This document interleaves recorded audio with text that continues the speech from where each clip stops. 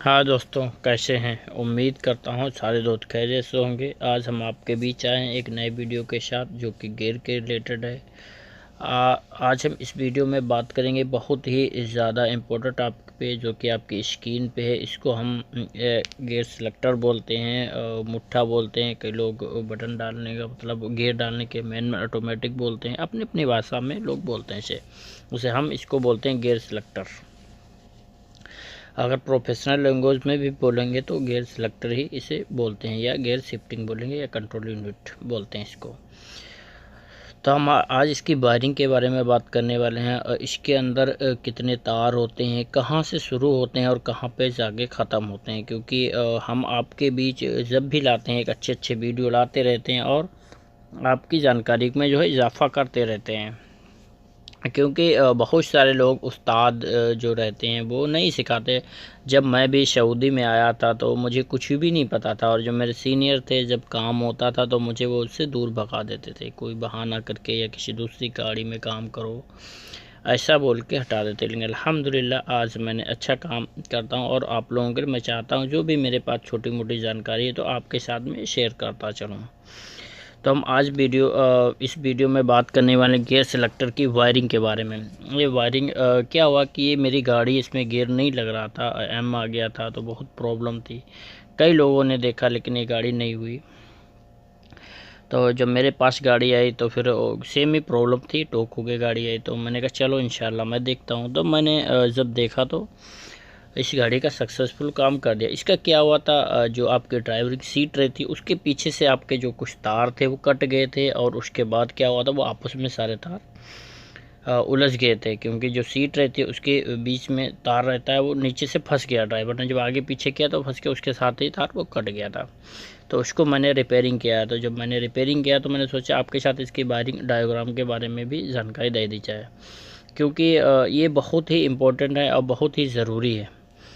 क्योंकि इससे क्या होगा, जब भी आपकी गाड़ी में दिक्कत आएगी, पहली बार तो आपका कोई भी गियर नहीं लगेगा। अगर खुदा न खास्ता कोई गियर लग भी गया तो आपकी गाड़ी नहीं चलेगी, गाड़ी वहीं पे रहेगी। तो इन सब बातों पे बात करने वाले हैं। अगर भाई हमारे चैनल पे आप नए हैं तो हमारे चैनल को बिल्कुल सब्सक्राइब कीजिएगा। अगर पुराने हैं तो लाइक कीजिएगा।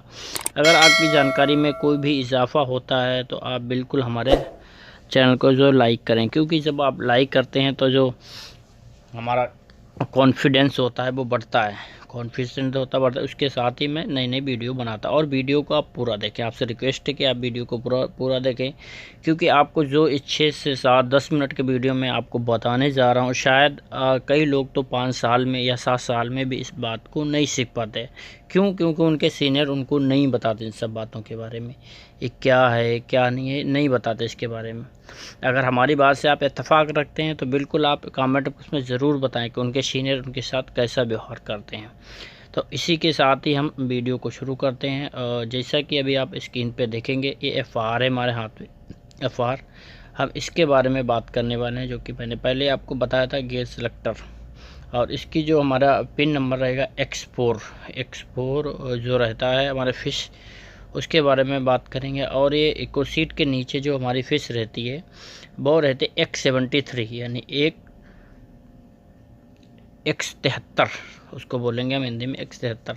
और ये हमारा है गियर सेलेक्टर जो आप देख रहे हैं। इसकी पूरी वायरिंग चेक करना है मुझे हर हाल में। और गाड़ी इसको क्या दिक्कत है, रेस भी गाड़ी ले रही थी क्योंकि इसकी प्रॉब्लम, क्योंकि आपको बाद में मैं कहीं बस वायरिंग सिस्टम है FR में जाएगा। तो आपने चेक करने का इसका सबसे अच्छा तरीका, आप अपने मल्टीमीटर को लेंगे। मल्टीमीटर के लेने के बाद उसको आपने ओम्स पे सेट करना है, और चाबी स्विच काट देना। हो सके तो आप बैटरी का तार भी उतार दें।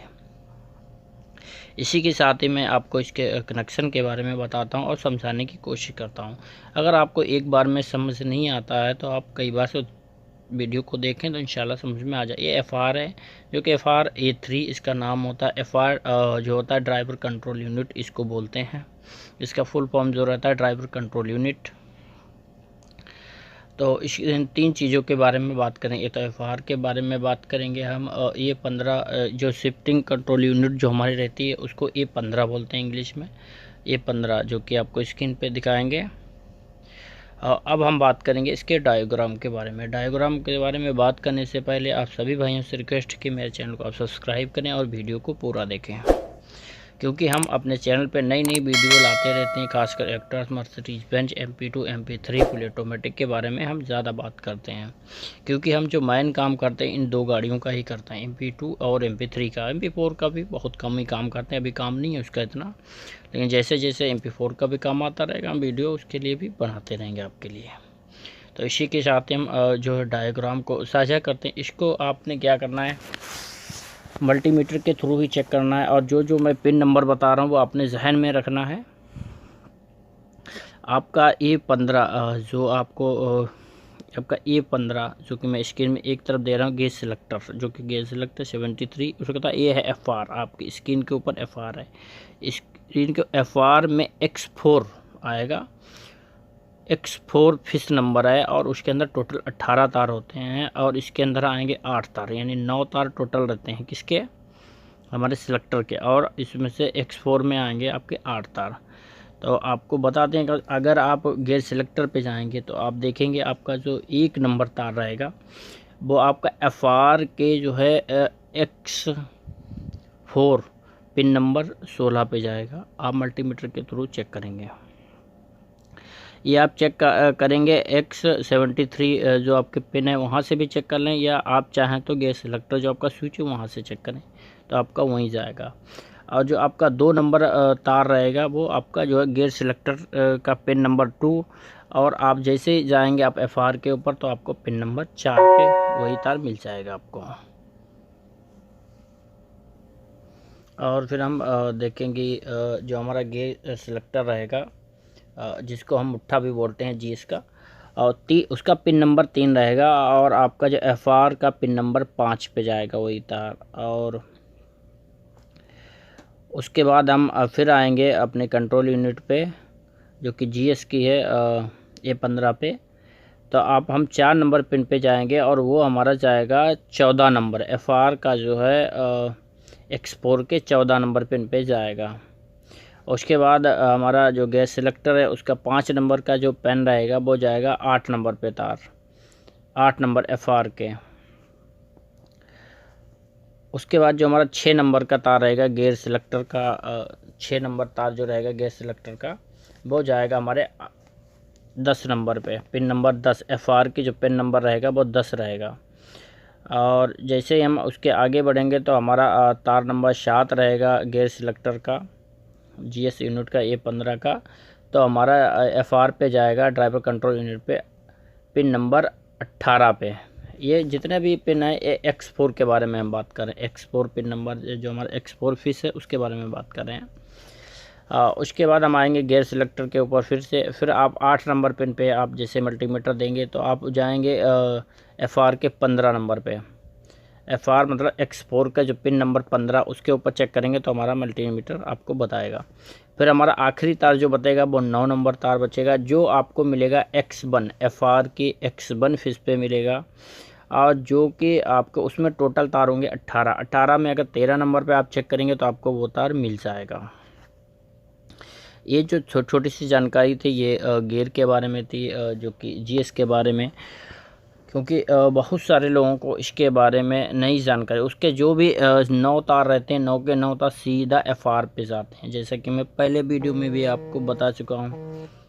यदि हमारे पास कोई सेल के उसके 2 छोर हमें पता है तो कलर कोई भी रहे उससे हमारे ऊपर फ़र्क नहीं पड़ता, लेकिन कलर सब सेम ही रहेगा इंशाल्लाह। इस फिश में जो भी है वो फिश सेम कलर रहेगा आपका, जैसे आपका X73 फिश नंबर है यानी X73, और जैसे X4 पे आएंगे तो आपको कलर सेम ही, कलर कोटिंग सेम ही मिल जाएगी, लेकिन पिन नंबर में फ़र्क है, जो कि पिन नंबर आपको मैंने बताया हुआ है, स्क्रीन के ऊपर भी आपको दिया हुआ है। आप समझें और समझने की कोशिश करें। हमारे वीडियो को लाइक करें, सब्सक्राइब कर चैनल को सब्सक्राइब करें, और हमारी जानकारी के दोस्तों के साथ ज़रूर शेयर करें, क्योंकि दोस्तों के साथ शेयर करने से आप उम्मीद करता हूँ कि आपकी जो भी नॉलेज है उसमें भी इजाफा होगा, बिल्कुल इजाफा होगा। चाहे तो इतनी जानकारी लेके मैं अपने पास भी बैठ जाऊं, लेकिन इससे कोई भी फ़ायदा हमारा नहीं होने वाला है।